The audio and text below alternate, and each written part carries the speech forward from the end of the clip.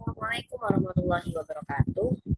Yang terhormat Bapak Sugi selaku dosen pengampu mata kuliah pemodelan fisika dan rekan-rekan sekalian. Di sini saya akan mempresentasikan dan sekaligus menjelaskan terkait tugas selanjutnya yaitu pada bab 8 yang mana terdiri dari 3 persoalan. Yang pertama yaitu terkait perbedaan metode finite difference dan finite element. Lalu yang kedua terkait bagaimana pengaruh kualitas mesh terhadap hasil finite element method.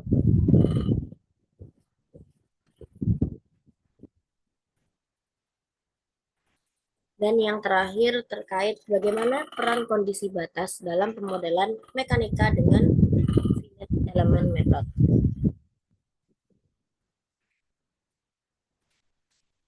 Nah, sebelumnya kita akan menyusun cover terlebih dahulu seperti biasanya.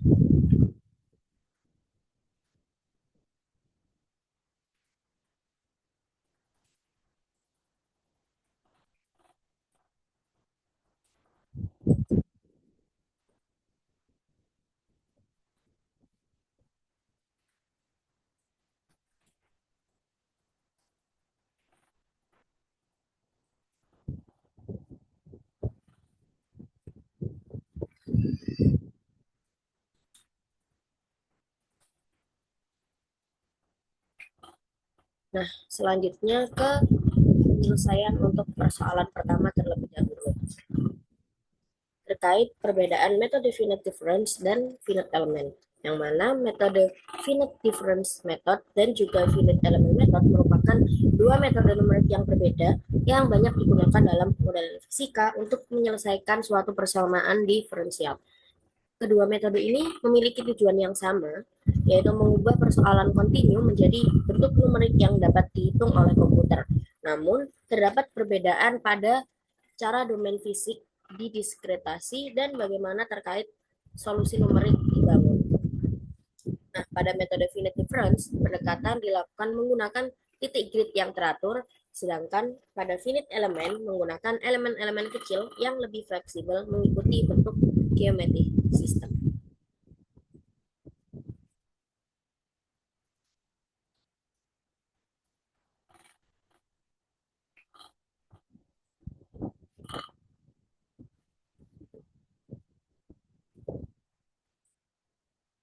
Nah, lalu di sini saya juga memvisualisasikan dari perbandingan metode finite difference dan finite element terkait bagaimana representasi domain, lalu bagaimana terkait titik diskret dari keduanya, lalu bagaimana pendekatan matematis, lalu bagaimana untuk aspek dari perbedaan finite difference method dan juga finite element method.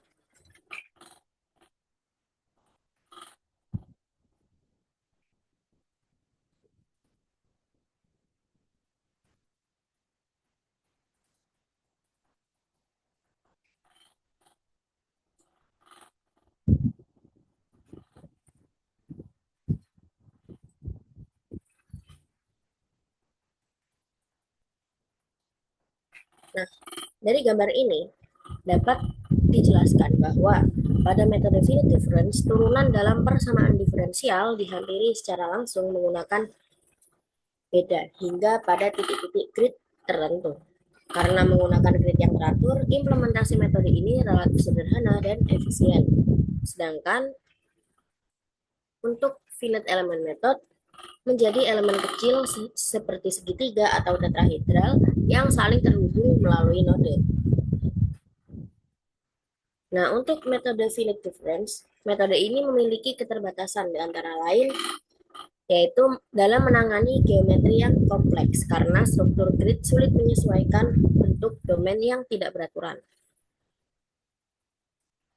Nah, sedangkan untuk metode finite element method memiliki keterbatasan yaitu lebih efektif untuk kasus mekanika struktur, perpindahan panas maupun mekanika fluida dengan kondisi batas yang bervariasi.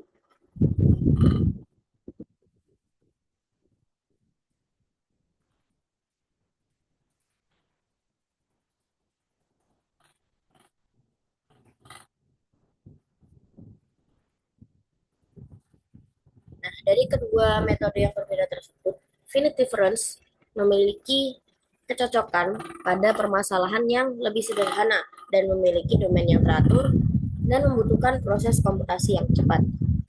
Sedangkan untuk finite element method lebih unggul pada sistem fisikanya nyata dan kompleks karena mampu memberikan representasi geometri dan distribusi solusi yang lebih akurat. Oleh karena itu, pemilihan metode numerik harus sesuai dengan karakteristik dari permasalahan, dari tingkat kompleksitas domain, dan juga kebutuhan akurasi simulasi. Nah, lalu kita lanjut yang kedua terkait pengaruh kualitas mesh terhadap hasil finite element method.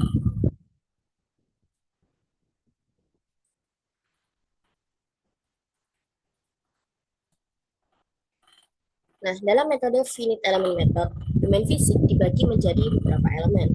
Elemen kecil yang disebut mesh. Kualitas mesh menjadi faktor penting karena menentukan seberapa baik solusi numerik yang mampu merepresentasikan kondisi fisik sebenarnya. Semakin baik kualitas mesh, maka hasil simulasi akan semakin akurat. Sedangkan ketika mesh memiliki hasil yang buruk, maka distribusi solusi menjadi tidak realistis dan meningkatkan human error pada perhitungan. Kualitas mesh dipengaruhi oleh beberapa aspek, seperti ukuran elemen, bentuk elemen, serta distribusi elemen pada domain. Elemen yang terlalu besar dapat menyebabkan detail fenomena fisika tidak tertangkap dengan baik. Selain itu, elemen yang terlalu lonjong dan tidak proporsional dapat menurunkan kualitas interpolasi dalam finite element method sehingga akurasi solusi menjadi berkurang.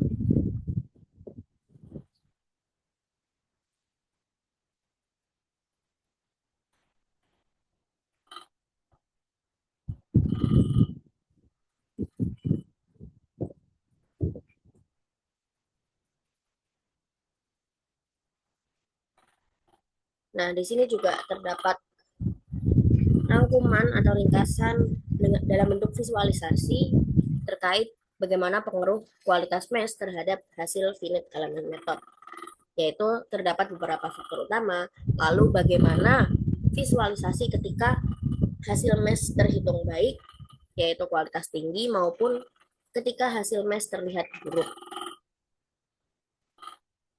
Nah, di sini juga terdapat perbedaan yang jelas.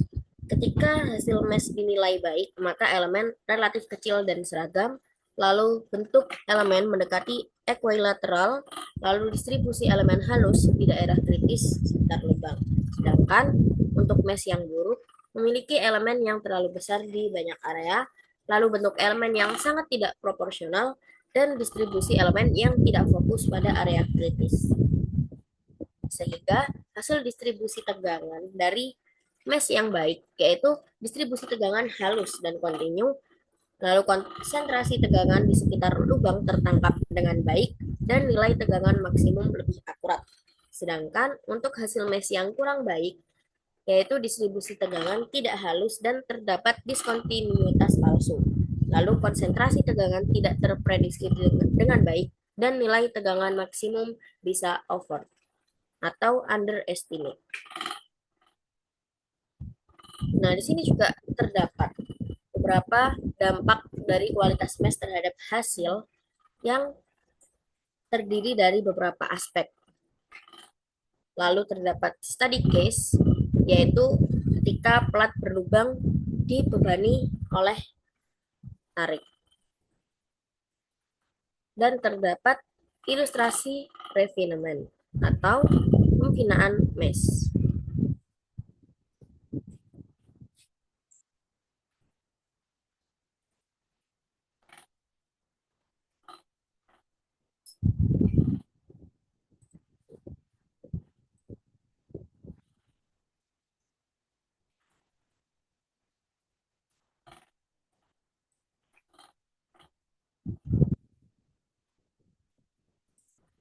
Nah, kita akan membahas lebih lanjut terkait study case untuk plat berlubang yang dibebani tarik.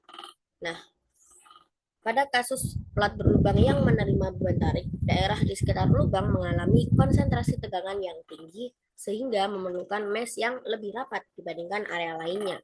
Jika mesh pada area tersebut terlalu kasar, maka distribusi tegangan maksimum tidak dapat ditangkap dengan baik dan hasil simulasi menjadi kurang valid.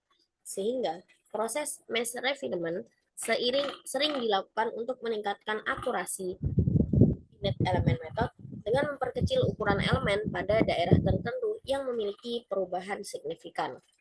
Meskipun mesh yang lebih halus dapat meningkatkan akurasi simulasi, jumlah elemen yang terlalu banyak juga akan meningkatkan biaya dan waktu perhitungan. Dengan demikian, penyusunan mesh dalam finite element method harus mempertimbangkan keseimbangan antara akurasi dan efisiensi komputasi agar simulasi yang dihasilkan tetap optimal dan representatif terhadap sistem yang dimodelkan.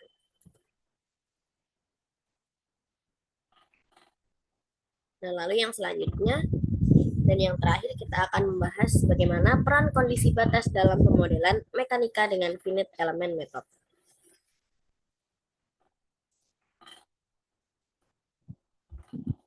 Dalam metode finite element method, kondisi batas atau boundary condition merupakan komponen yang sangat penting untuk menentukan bagaimana struktur berinteraksi dengan lingkungan sekitarnya.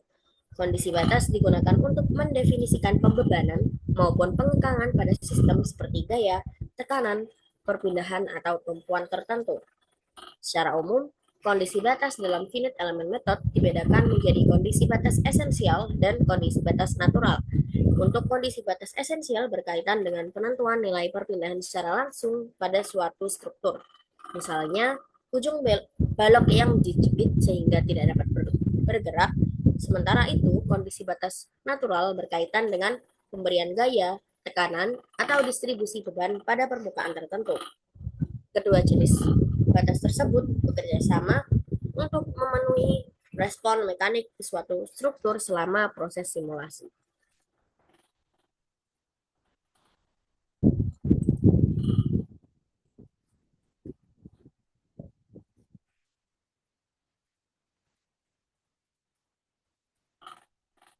Nah, di sini terdapat visualisasi bagaimana pengaruh kondisi batas terhadap respon struktur. Di sini terdapat jenis kondisi batas, yaitu untuk batas esensial dan juga batas natural, yang mana untuk batas esensial terdapat nilai mu sama dengan 0. Dan terdapat beberapa parameter simulasi, yaitu geometri, material, beban, dan juga mesh. Lalu terdapat beberapa jenis kondisi batas, yaitu ada jepit bebas, sendi roll, dan juga bebas-bebas.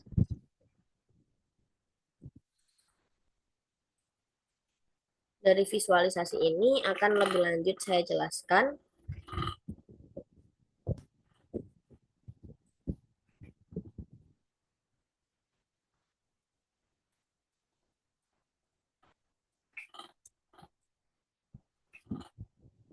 Nah, lebih lanjut terkait visualisasi gambar, akan saya jelaskan bahwa struktur dengan kondisi batas yang berbeda akan menghasilkan pola deformasi dan distribusi tegangan yang berbeda meskipun geometri, material, dan beban yang diberikan tetap sama.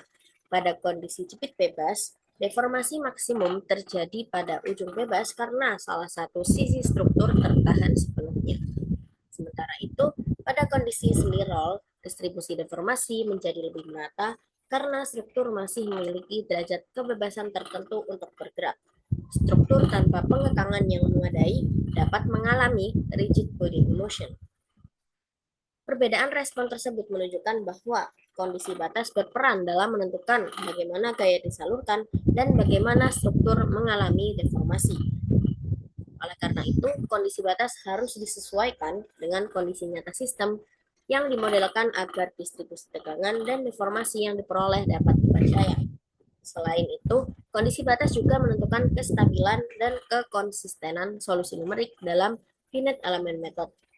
Sistem persamaan dapat menjadi tidak memiliki solusi unik apabila kondisi batas yang diberikan tidak lengkap dan tidak sesuai. Dengan demikian, kondisi batas bukan hanya menjadi pelengkap model, tetapi juga menjadi salah satu elemen penting untuk menentukan validitas keseluruhan simulasi mekanika menggunakan finite element method.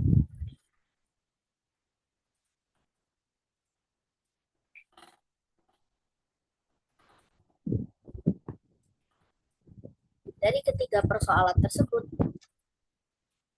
terdapat beberapa kesimpulan, yaitu untuk metode finite difference method dan juga finite element method merupakan dua pendekatan numerik yang memiliki karakteristik berbeda dalam menyelesaikan persoalan fisika dan juga rekayasa. Finite difference method menggunakan grid yang teratur sehingga lebih sederhana dan efisien.